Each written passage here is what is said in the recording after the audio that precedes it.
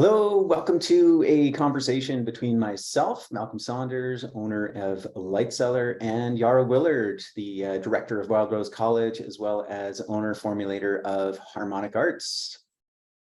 Welcome everybody. Today we have a really important topic, and this is timely, and so we hope to share with you a bit of information that is going to help you stir you to action. So Malcolm, let us know what we're talking about today. All right. Yes. So if you have been hearing rumors about our supplements, Save Our Supplements, that there is action by Health Canada with proposals on the table that will absolutely limit your access to the health supplements that you love, be they medicinal mushroom powders, be it vitamin C, everything is kind of scheduled to be on a bit of a chopping block. But what we want to do is go into, why that is, what we're seeing as somebody on the kind of the retail side, as well as somebody on the kind of, production, wholesale manufacturer side. We'll be sharing kind of our industry insights and what we've been gathering by going through the literature. So there's going to be three areas that are very pertinent that you'll want to learn about. That is Bill C-47, that is the Cost Recovery Program, and then the Self-Care Act. So we'll kind of just do a little bit of a back and forth talking about each of those areas.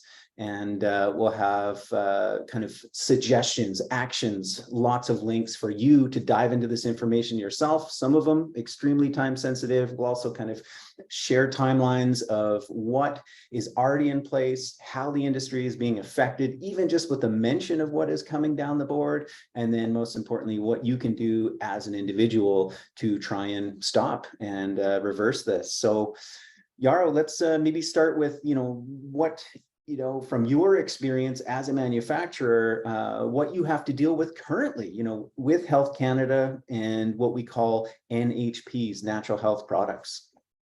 Yeah, so Health Canada has actually created the most robust program for bringing products to market in the entire world. Actually, it's looked at from countries like Australia, from Europe, from many different places as being the most legitimized because it goes through so many levels of quality assurance. What this means is that manufacturers in Canada have to go through rigorous levels of holding samples and testing, as well as creating a site license and a facility that has a lot of SOPs and operating procedures in order to even exist in this market. This came about 10 years ago into full effect, and most of the companies were in the gray at that point, our company included. We found that we had to really upgrade our facility. This meant getting one of our employees to spend an entire year just to get us to the level of be able to have a site license, which is quite expensive. And then that gave us the ability to apply for new NPNs. And that's where we're at right now as a place, is that any company who has a site license can actually apply for these NPNs. And that's worked up until now, although it's been challenging and it's cost a lot of money. Companies like ours have spent hundreds of thousands of dollars just getting to this place currently, which has actually limited and stifled the innovation in the industry, but it's made it, quote unquote, safer for Canadians, right? In that sense. So there's a bit of a pass back and forth. Which one's better? Do we want innovation or do we want protection and safety? Insurance for Health Canada. At the same time, what's happened is that Health Canada is now reviewing all this and has gone through a few iterations, which we're going to share a bit more about. And they're now wanting to approach herbs and supplements like they do drugs and put a lot more costs on them. And so what's happening right now is a whole reform of the Health Canada process. They've put out what they think is to be a new fee structure, which basically makes it impossible for most supplement companies. And this is the kind of main call to action. How this affects us is that most of us individuals who consume health products are going to be left, if their proposals go through, with less than 30% of what's currently available. I think 1 in 5 companies that are in Canada said already in the market said they will pull out, and up to 70% of the products on the market in a survey done by our industry suggested that those products will no longer be viable based on Health Canada's new proposed regulations and fee structure. So this is big, this is huge. This actually affects not just each individual as having far less opportunity to access good quality ingredients for health and being more pushed towards drugs and pharmaceuticals as being a different type of narrative and agenda, but also it affects all the small businesses that are small health food stores, small manufacturers, anyone wanting to get into the market, any practitioner. There's a lot of people in the natural health world that end up being affected by this. And the problem is that most people are totally unaware that this is happening right now. We're in a point where we almost need a revolution around helping at least some form of rebuttal to give our feedback so that Health Canada knows that it's not okay to strip the supplement industry of the variety and make it really cost prohibitive for people to even access the market. Yeah, absolutely. And I would just like to also emphasize, you mentioned about the standards that are already in place, which it's a high bar. And, granted, there are benefits, there's value to that in terms of maintaining safety, but even what is in place already does limit our options. I know for yourself as a business through Harmonic Arts, you've had to remove quite a bit on offer from your formulations, just not being able to get through the existing regulations. Yeah, the existing regulations are based on monographs that have really high dosage in certain ingredients. And so when you make a combination of a herbal formula currently, you can't use 4 adaptogens to get an adaptogen supportive claim. You have to use the specific amounts of each individual. This is cut out. Like we had a stress balance blend. It was a wonderful formula. Lots of people loved it. But because we couldn't use eleuthero and ashwagandha and reishi mushroom and other adaptogens like sarsaparilla to get that claim, we had to pull it off the market. About 60% of our tincture blends had to be pulled, and many of our herbal powders, or all of our herbal powders, had to be pulled. So a lot of things like this that we couldn't actually get to a place where Health Canada said, oh, this has a therapeutic viability based on the dosage in it and our monographs, we then had to pull. We can go back. There's what's called a class 3 application where you can go in and give them your own monographs, but this becomes really complicated with items like pine pollen, for example. It's not in their monograph system. It's a great product that lots of people work with, but because it's not in their monograph system, you can't really apply for an NPN for it. You have to go in and prove through doing studies or creating more data in order to be able to put it on the market, which is challenging because it's not always that way. The other thing is that a lot of these claims have been done on folklore, and they're looking to pull that away, saying folklore is no longer relevant. This is another problem with the new proposals. But I think in the end, what's happened is many of these innovations, like companies like ours who are quite innovative, have had to really go back and just become more traditional using the basic herbs. And what you end up with is a supplement shelf that currently you can get like 4 types of valerian, but you can't get skullcap, or you can't get catnip, or you can't get blue vervain, which are other great nervines to support the body. We have a world that's full of anxiety and tension and depression and mental health imbalances. And guess what? We're left with just like this small handful of monographs of herbs that they've already verified. And those are the only ones you can currently get. So right now that's a challenge already. And what they're putting into threat with these new regulations is that even the companies that sell valerian are going to have a hard time selling enough of that one herb to be able to afford to pay for the fee structures. Yeah, absolutely. So let's dive in. I'm just going to bring it up on my screen here. We have 3 areas that we're going to talk about that are, again, going to be taking this even further beyond what it is, which, I think, Jarl, you did a great job kind of painting a picture of kind of the challenges and, the barriers that currently exist and how that has narrowed. What is being proposed and a part of what has already been passed will only continue to further this. So let me just bring it up. I'll share my screen. The first thing, which is something that has already passed, and this was done at the end of June, and it was kind of snuck in with a budget bill. So Bill C-47, as you can see, this is a, parl.ca, this is official government website. The Bill C-47 received a royal assent, passed right through just this small little section. So now the wording that we want to send to our MPs, that we want to send to Canada's health minister, is to be able to repeal this section. And so it's section 500 to 504, amendments to the Food and Drug Act. The 500, the definition therapeutic product in section 2 of the Food and Drugs Act is replaced by the following to mean Therapeutic product means a drug or device, any combination of drugs or devices. So now therapeutic, like that which Yeah. used to be, so 501, the definition of a therapeutic product used to be means a drug or device, any combination of drug devices, but does not include a natural health product within the meaning of the natural health products regulations. That's been repealed. So that but does not include, that's gone. So now that definition, the first that I read, therapeutic product means a drug or a device or any combination of drugs or devices. So And this is now, massive. Like this yeah, is massive. I want to say that this is the beginning of the snowball where now those herbs are considered drugs and they're going to have to fit a whole nother reform, really disempowering Canadians from using plants as medicine in a huge way.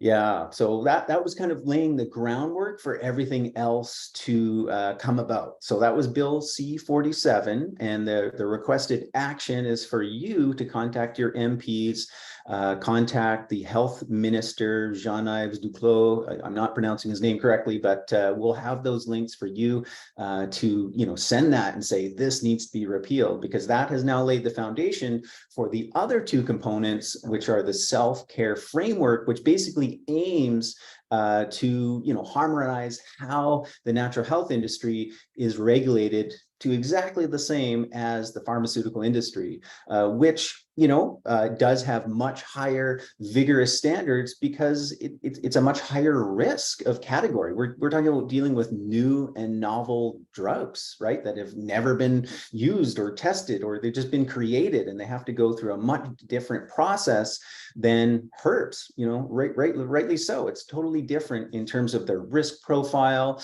You mentioned traditional use. Something is deemed traditional use if it's been around for 75 years. That will all change because of this wording and what is coming next. But let's talk about, before we get into that, let's talk about the next thing on the kind of proposal is the proposed fees for natural health products. Now, this is something that they want to implement come April 2025. So we do have a little bit of Scroll down on that time. page so we can see it. What's that? Just scroll down on that page so we can see Yeah, it. oh, absolutely. So this, again, we'll have these links, canada.ca, and this is the proposed fees for natural health products, the fees policy. You can scroll through here, and Yarrow's going to kind of walk you through what that means for like his. Oh, go ahead. Well, I was just going to say that, like, yeah, what that means for us is minimum, if we don't make any brand new products, if we stick with just the ones we have on the market currently, no new innovations, status quo for just our site license and our what we have, then we're going to be paying this $23,000 as the manufacturing plus $542 dollars per year per product. This is a very big bill to swallow. That alone will cost a company like us $80,000 a year. And all that is for Health Canada to check off and say, yep, you already have your site license. Yep, you've already got your NPN. They don't actually do anything with that fee, that $80,000. They don't do anything for it. So they're basically taxing us. And, I have my hunches around, like, why do they need to tax the natural health industry so much? Well, maybe Health Canada's offside with their budgets currently by spending money on other things. So there's this like other side to that. But then if you go to get new products, and maybe just scroll up for a second, you'll see that if we wanted to actually make a new product, most of them are going to be class 3 applications for any formula. And that means minimum $7,000. But if it's a novel application like lion's mane is a novel food they're proposing, then it's a $58,000. This is super unviable for new innovation. You have to sell, if you put $1 per every product, 58,000 of that in your first year, and then at least 500 every year to cover the ongoing NPN, let alone the site license. So there's a lot of cost there, and this is only just one side. So class 1 applications are super easy. Those are herbs that are already in their monographs, or like B vitamins, they already have monographs for. They're easy to get, but they've also gone, and not only have they said, we're going to charge you a lot more money.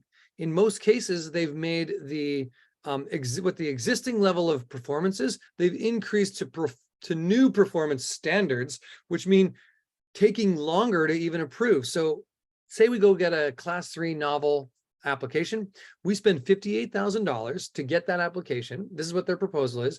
And now it's going to take up to 300 days for them to review that. And if we make one spelling mistake, have one punctuation issue, one thing they don't like, they throw it out and we have to reapply.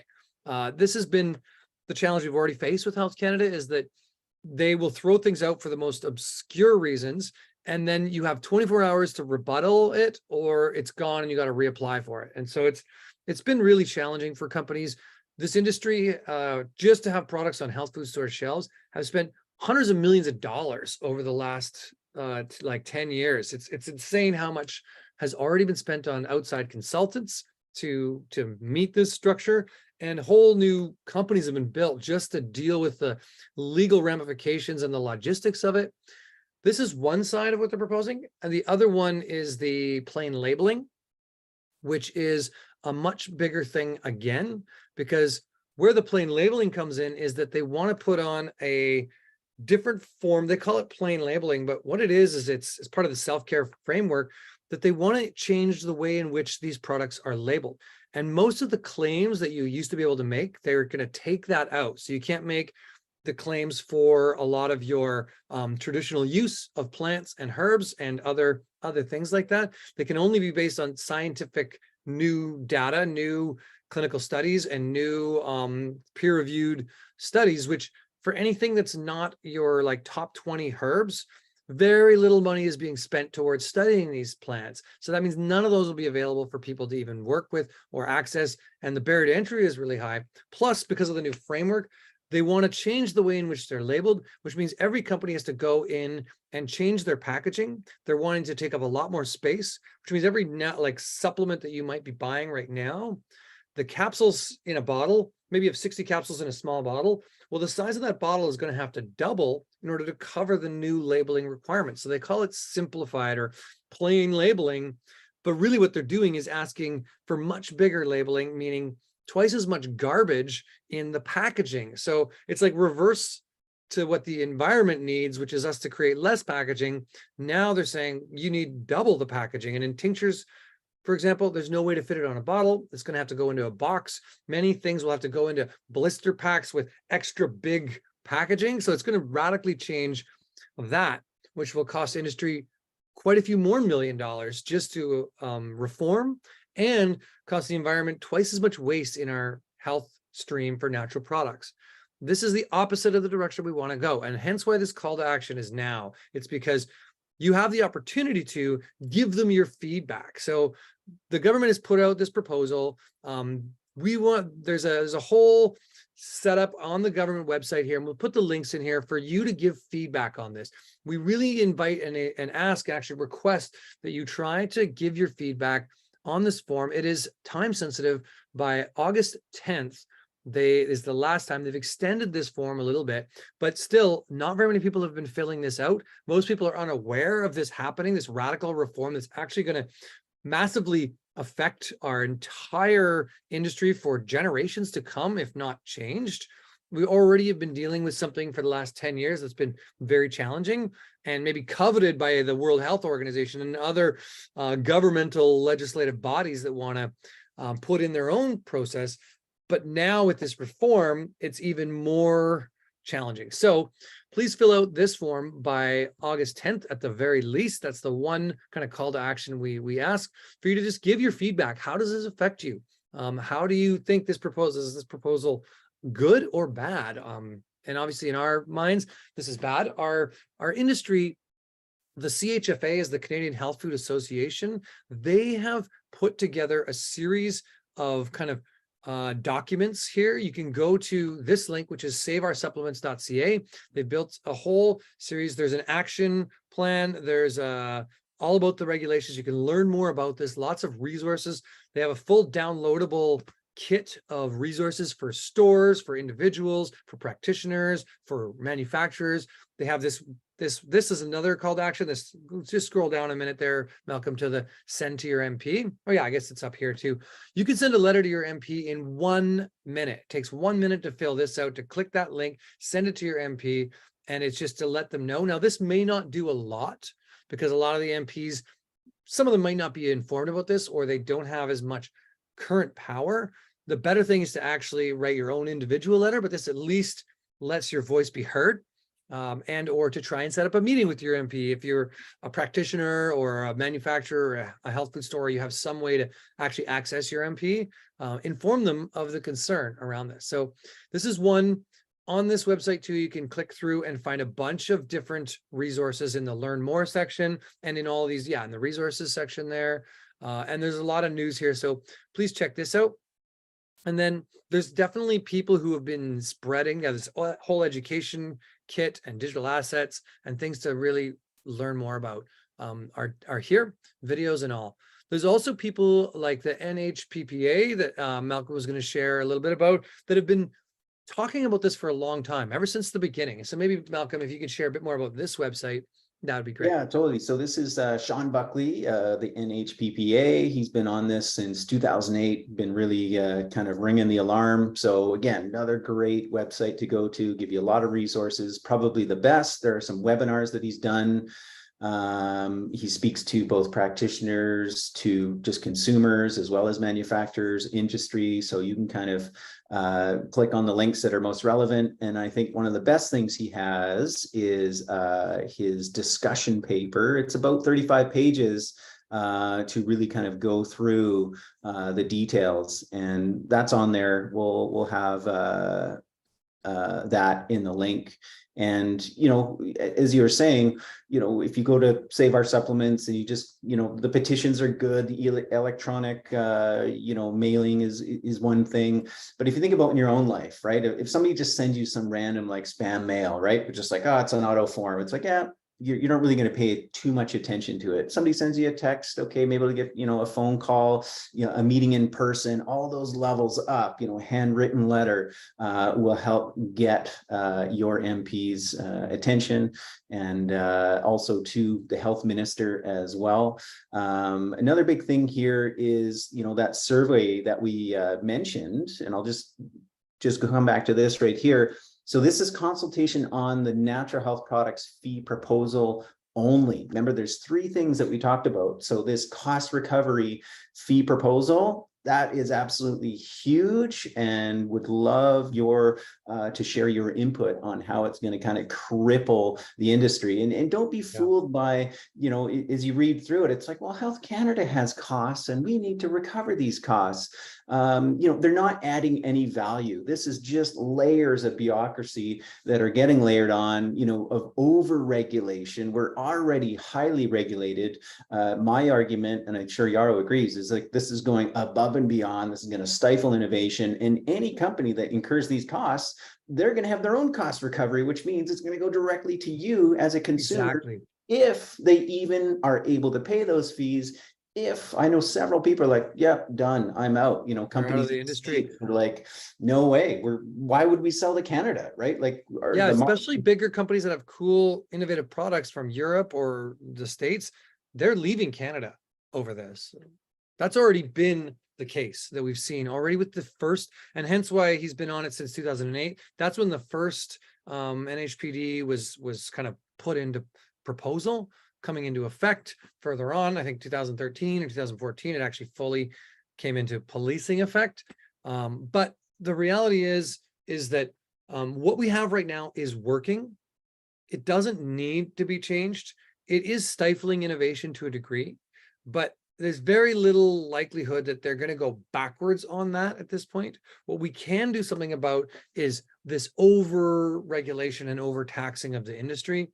Remembering the key thing to this is it's going to stifle innovation. It's going to cut down products that are available. It's going to take a lot of companies and put them out of business. And it's going to, in that sense, make products also more environmentally problematic with bigger packaging. Plus, in the end, the consumer ends up paying for it with the prices of things going up and having less access to what they actually want to work with. So in the end, you're the one who ends up paying for this. I'm the one who ends up paying for this as somebody who uses these products. Even though this affects my company, it more affects the end user than anything, because half the companies out there, the way they're going to do this cost recovery is they're going to make their products weaker or less viable or have less therapeutic action in them and increase price and increase packaging, which is just a triple whammy that's going to make it a far less viable industry. Anyway, for all of you listening, we really appreciate you tuning into this. All the links are below, and we just want to get this out there. Please let us know comments, your thoughts. Have you heard of this? What are you doing? Do you have any other resources? Add them to any threads or anything you can see around this content. Yeah. All right. Well, thanks so much again for tuning in, everybody. Please share this out. It's important, time sensitive, on kind of a short window as well as this long window, as mentioned, April 1st, 2025. Even though that is the implementation date, things are already changing in the industry because of just the mention of this, just the rumors of this, as well as Bill C-47. You know, they're out on, the government's out on session during the summer. People tend to, you know, be away, distracted, but it's really important that we get on top of this. And yeah, so thanks for your time today sharing, Yarrow, and thanks for everybody that has tuned in. Yeah, thank you, Malcolm, too, for calling to action what needs to be done around this. All right, we'll see you guys soon.